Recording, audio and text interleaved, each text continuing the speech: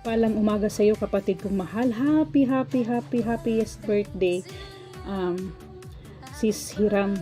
Praise God. Salamat sa buhay mo, kapatid kong mahal, na nandyan ka parati, sumusuporta sa gawain ng ating Panginoon.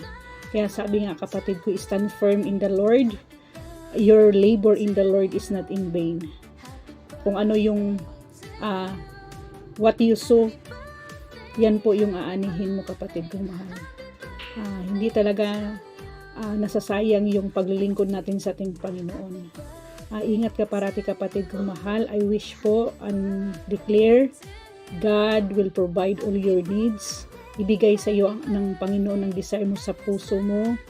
At ang kagalingan po, ibibigay ng Panginoon sa iyo. Kalakasan, pang-iingat ng ating Panginoon. And marami pang taon po, kapatid kong mahal, na kasama mo ang ating Panginoon. Kagalakan at kasayahan na kasama mo ang ating Panginoon.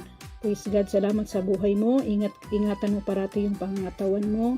Ingatan mo sarili mo. Laging tandaan na kahit anong mangyari, kahit anong sitwasyon na dumating sa atin, laging kasama mo ang ating Panginoon.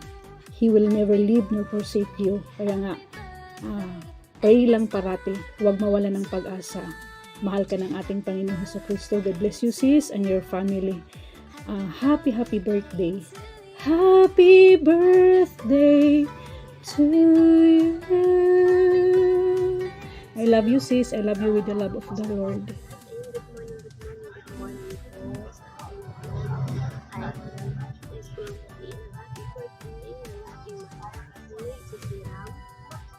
Happy birthday sa Siram. Sana yung pagaling ka na sa iyong sarili. Lahat ng pagpalit pa sa iyong and more birthday